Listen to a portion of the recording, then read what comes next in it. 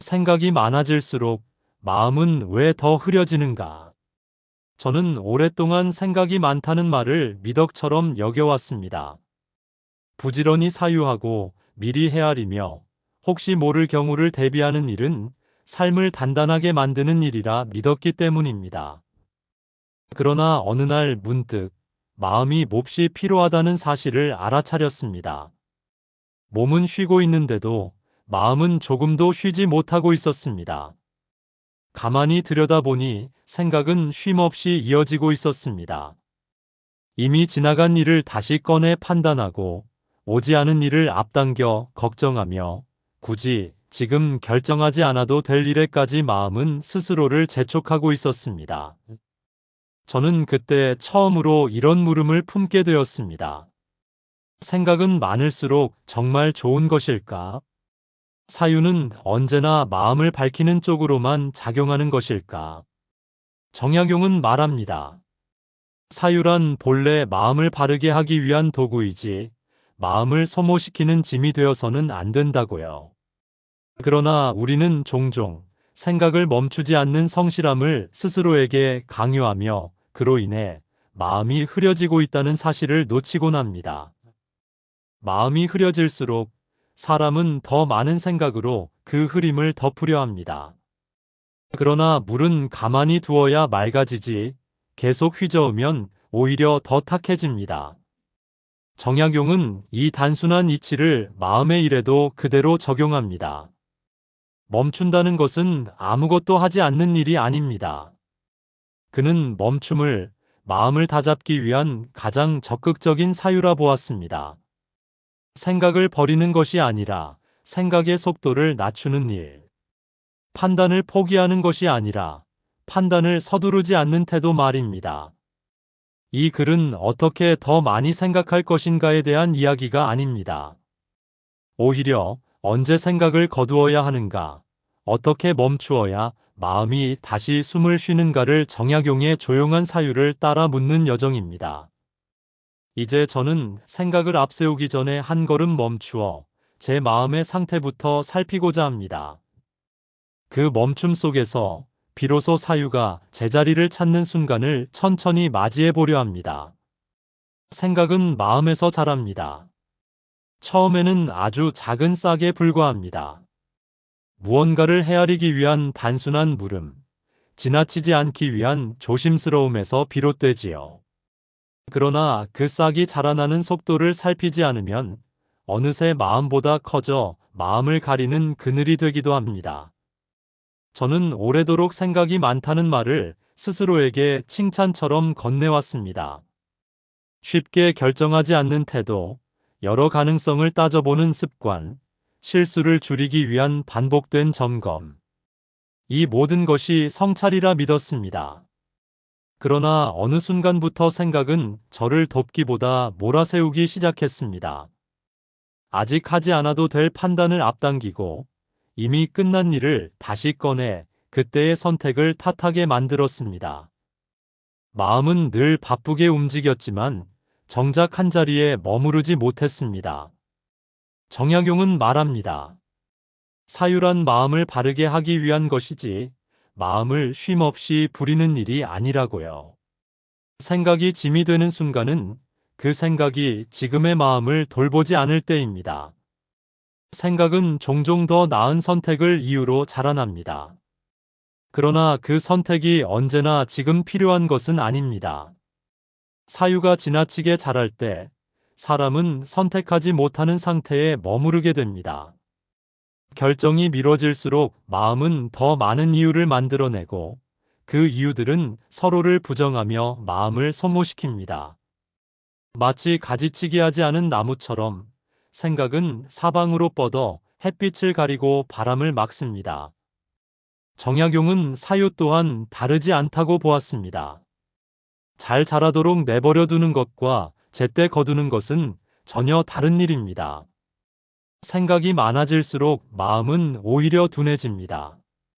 감정의 미세한 떨림을 느끼지 못하고 지금 이 순간에 대한 감각은 무뎌집니다.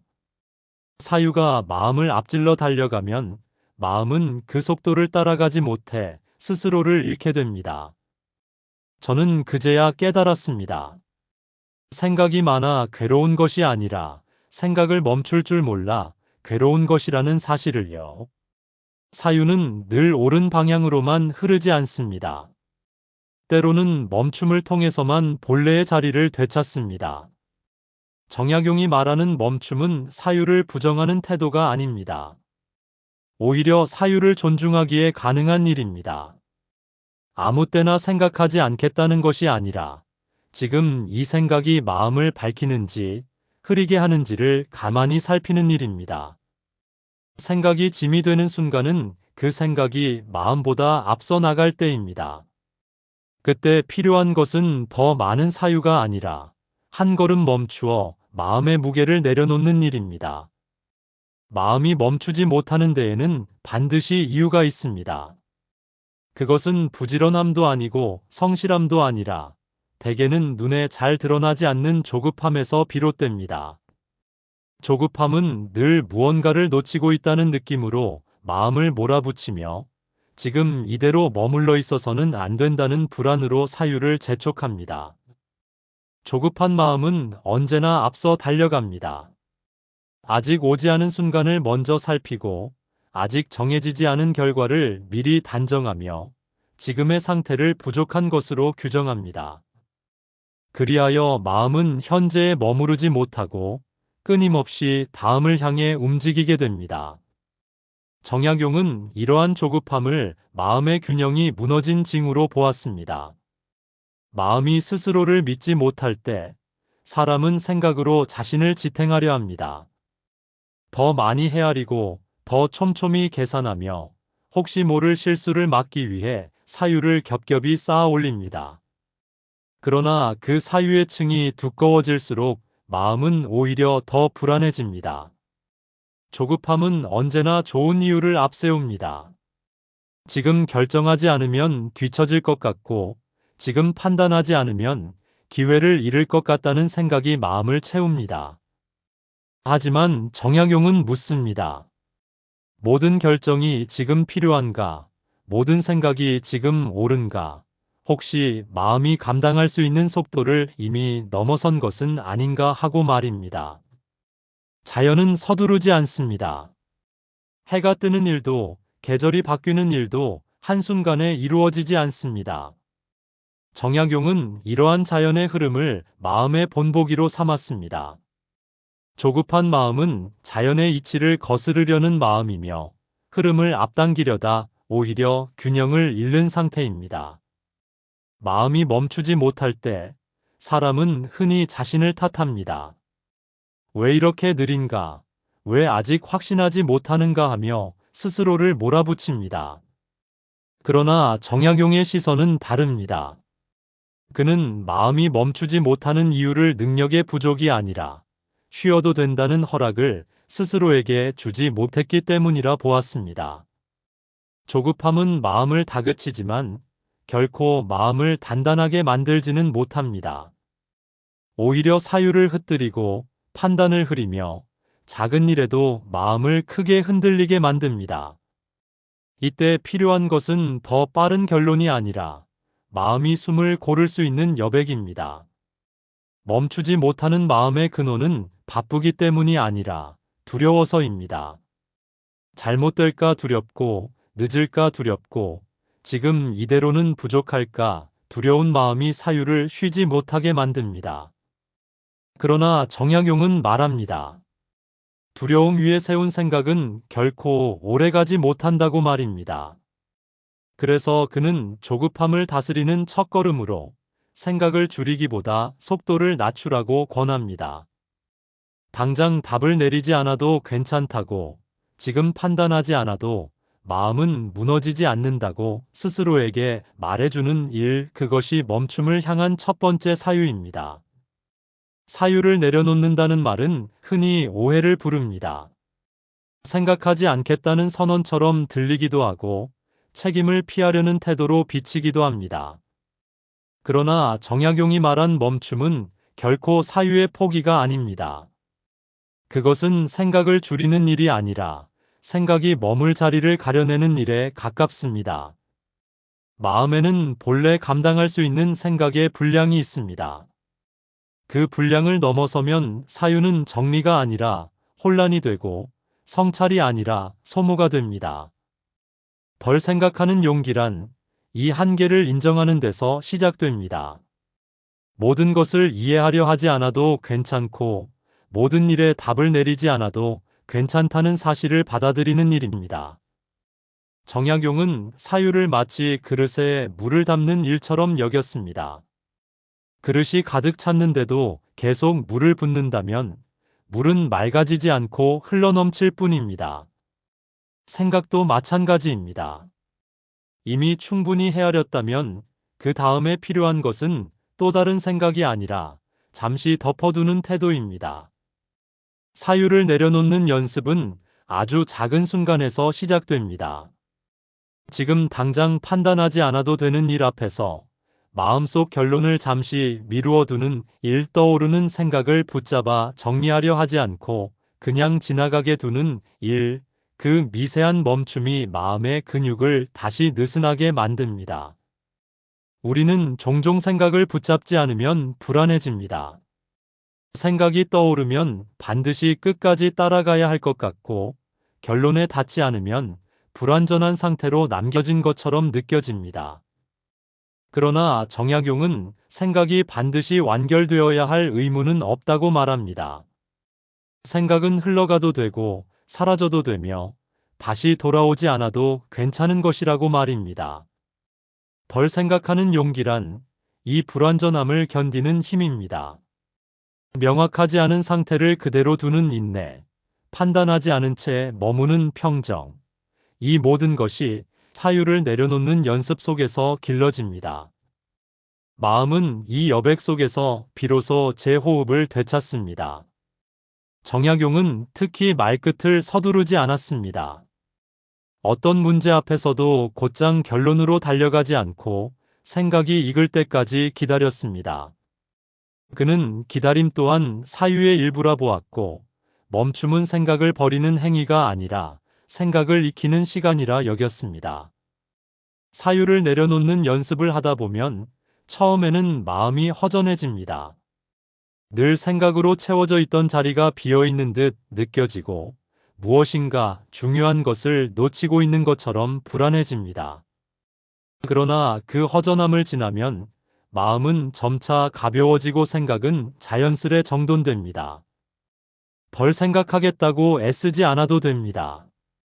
다만 생각이 일어날 때마다 이것이 지금 마음에 필요한가를 조용히 묻는 일, 그 질문 하나면 충분합니다.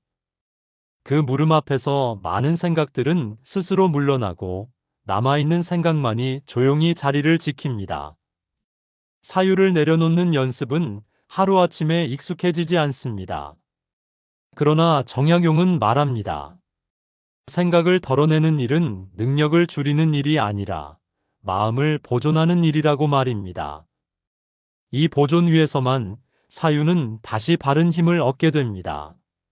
생각이 잠잠해지면 처음에는 아무 일도 일어나지 않는 듯 느껴집니다. 머릿속이 조용해졌을 뿐 특별한 깨달음도 새로운 결론도 보이지 않아 이 멈춤이 과연 의미가 있는지 의심하게 됩니다. 그러나 정약용은 바로 이 아무 일도 일어나지 않는 순간을 마음이 제 모습을 드러내기 시작하는 때라 보았습니다. 사유가 물러난 자리에는 고요가 남습니다. 이 고요는 텅 빈 상태가 아니라 그동안 생각에 가려 보이지 않던 마음의 결이 드러나는 상태입니다. 늘 판단과 계산으로 가득 차 있던 마음은 멈추었을 때 비로소 자신의 상태를 느끼게 됩니다. 피로했는지 조급했는지 혹은 괜히 스스로를 다그치고 있었는지를 말없이 드러냅니다. 정약용은 마음을 바라보는 일에 서두르지 않았습니다. 고요 속에서 무엇을 얻어야 한다고 생각하지 않았고 반드시 의미를 붙이려 하지도 않았습니다. 그는 고요를 결과가 아닌 과정으로 받아들였습니다. 멈춤은 무엇을 성취하기 위한 수단이 아니라 마음이 스스로 균형을 회복하는 시간이라고 여겼기 때문입니다. 고요해진 마음은 예민해집니다. 그동안 크게 들리던 생각의 소음이 사라지자 아주 작은 감정의 움직임이 느껴집니다. 사소한 불편, 미묘한 안도, 이유 없는 무거움 같은 것들이 조용히 떠오릅니다. 정약용은 이 미세한 감각을 소중히 여겼습니다. 마음을 바로 세우는 실마리는 언제나 이런 작은 신호 속에 있다고 보았기 때문입니다. 멈추었을 때 드러나는 것은 대개 우리가 외면해온 마음입니다. 바쁘다는 이유로, 생각할 일이 많다는 이유로 미뤄두었던 감정들이 고요 속에서 천천히 모습을 드러냅니다. 이때 중요한 것은 그것을 평가하지 않는 태도입니다. 좋고 나쁨을 가르지 않고 옳고 그름을 따지지 않은 채 그저 있는 그대로 두는 일, 정약용은 이를 마음을 대하는 기본 예법이라 여겼습니다. 고요는 마음을 부드럽게 만듭니다. 사유로 단단히 조여있던 마음은 멈춤 속에서 서서히 풀어집니다. 풀어진 마음은 더 이상 자신을 방어하지 않고 있는 모습 그대로를 받아들입니다. 이때 비로소 사람은 스스로에게 과하지 않은 기준을 세울 수 있게 됩니다. 정약용은 자연을 통해 이 고요를 설명하곤 했습니다. 바람이 멎은 연못에서만 바닥이 보이듯 생각이 멈춘 마음에서만 진짜 상태가 드러난다고 말입니다. 흔들리는 물 위에서는 아무리 들여다봐도 분명한 형상을 볼 수 없듯 흔들리는 사유 속에서는 마음을 바로 알 수 없습니다. 멈춤은 마음을 숨쉬게 합니다. 계속 말해야 한다는 압박, 계속 생각해야 한다는 강박에서 벗어난 마음은 고요 속에서 스스로를 회복합니다. 이 회복은 눈에 띄지 않게 이루어지지만 분명히 마음의 바탕을 단단하게 만듭니다. 고요 속에서 드러나는 마음은 화려하지 않습니다. 대단한 결심이나 극적인 변화가 찾아오지 않을 수도 있습니다. 그러나 정약용은 이 조용한 상태야말로 가장 믿을 만한 마음의 자리라 보았습니다. 흔들리지 않되 굳어있지 않고 비어있으되 무너지지 않는 상태. 그것이 멈춤이 남기는 마음의 모습입니다. 멈춤은 끝이 아닙니다. 오히려 그 이후에 찾아오는 사유가 이 여정의 본 모습에 가깝습니다. 정약용은 생각을 멈추는데 오래 머물지 않았습니다. 다만 멈춘 뒤에 다시 생각할 때 그 사유가 이전과는 다른 결을 지니기를 바랐습니다. 고요를 지나온 사유는 속도가 다릅니다. 예전처럼 앞서 달리지 않고 마음의 걸음을 살피며 천천히 나아갑니다. 무엇을 먼저 결론 지으려 하지 않고 어떤 판단도 서두르지 않습니다. 이 느린 사유는 마음을 몰아붙이지 않기에 오래 지속될 수 있습니다. 멈춤 이전의 사유가 성급한 손놀림이라면 멈춤 이후의 사유는 다듬는 손길에 가깝습니다. 필요 없는 생각을 덜어내고 남아있는 생각을 조심스럽게 살피며 과하지 않게 제자리에 두는 일입니다. 정약용은 이를 마음을 정돈하는 사유라 불렀습니다. 다시 생각한다는 것은 이전의 방식을 반복하는 일이 아닙니다. 같은 문제를 놓고도 더 낮은 자세로 바라보고 더 가벼운 마음으로 다가갑니다. 멈춤을 경험한 마음은 모든 문제를 한 번에 해결하려 하지 않고 지금 다룰 수 있는 만큼만 생각하려 합니다. 정약용은 사유가 다시 시작될 때 가장 먼저 살펴야 할 것은 생각의 방향이 아니라 마음의 상태라고 보았습니다. 마음이 편안한지, 조급하지 않은지, 스스로를 재촉하고 있지는 않은지를 먼저 점검해야 한다고 말입니다. 이 점검이 이루어지지 않으면 사유는 곧 다시 예전의 속도로 되돌아가고 맙니다. 멈춤 이후의 사유에는 여백이 있습니다. 생각과 생각 사이에 숨을 고르는 간격이 생기고 결론과 결론 사이에 침묵이 머뭅니다. 이 여백은 사유를 느슨하게 만드는 것이 아니라 오히려 더 정확하게 만듭니다. 지나치게 촘촘한 생각은 스스로를 가리지만 여백이 있는 사유는 본질을 드러냅니다. 정약용은 이 여백 속에서 판단을 세웠습니다. 모든 가능성을 다 따지지 않아도 마음이 고요하면 자연이 옳고 그름이 갈라진다고 보았습니다. 이는 직감이 아니라 멈춤을 거친 사유가 지닌 안정감에서 비롯되는 분별입니다. 다시 생각하되 이전과 같지 않게 한다는 것은 결국 마음을 존중하는 일입니다. 생각이 마음을 이끄는 것이 아니라 마음이 생각을 다스리도록 자리를 바꾸는 일입니다. 이 전환이 이루어질 때 사유는 더 이상 짐이 아니라 도구가 됩니다. 멈춤 이후의 사유는 눈에 띄게 화려하지 않습니다. 다만 흔들림이 적고 불필요한 소모가 줄어들며 오래 유지됩니다. 정약용은 이런 사유야말로 삶을 지탱하는 진짜 힘이라 여겼습니다. 사람은 종종 마음의 속도를 삶의 성실함으로 착각합니다. 빨리 판단하고 빠르게 결정하며 망설임 없이 나아가는 태도가 단단한 삶이라 믿습니다. 그러나 정약용은 속도가 아니라 방향을 살폈습니다. 아무리 빠르더라도 바르지 않으면 결국 마음은 지치고 아무리 느리더라도 바르면 끝내 흔들리지 않는다고 보았습니다. 마음의 속도를 바로 세운다는 것은 남들보다 늦어지겠다는 각오가 아니라 스스로에게 맞는 걸음을 찾겠다는 선언입니다. 조급함에 휘둘리지 않고 마음이 감당할 수 있는 만큼만 생각하고 움직이는 태도는 결코 나약함이 아닙니다. 오히려 자신의 한계를 정확히 아는 절제에 가깝습니다. 멈춤을 아는 사유를 익힌 마음은 더 이상 자신을 다그치지 않습니다. 해야 할 일과 하지 않아도 될 일을 구분하고 지금의 판단이 필요한지 아니면 기다림이 필요한지를 분별합니다. 이 분별은 많은 생각에서 나오지 않고 고요를 거친 마음의 안정에서 비롯됩니다. 정약용은 마음을 다스리는 일에서 늘 과하지 않음을 강조했습니다. 지나친 열심은 마음을 마르게 하고 지나친 고민은 사유를 흐리게 합니다. 바른 속도란 마음이 스스로를 소진시키지 않는 선에서 움직이는 상태를 말합니다. 삶이란 멈추지 않고 달리는 경주가 아니라 방향을 잃지 않기 위해 자주 속도를 점검하는 여정입니다. 마음의 속도가 빨라질수록 사람은 자신을 돌아볼 틈을 잃습니다. 그러나 멈출 줄 아는 사람은 비록 더디게 가더라도 자신을 잃지 않습니다. 정약용은 흔들리지 않는 마음이란 어떤 자극에도 반응하지 않는 굳은 마음이 아니라 반응하되 휘둘리지 않는 마음이라 보았습니다. 이는 빠른 판단에서 나오는 힘이 아니라 멈춤을 통해 다져진 평정에서 나옵니다. 마음의 속도를 바로 세우면 사유는 다시 제자리를 찾습니다.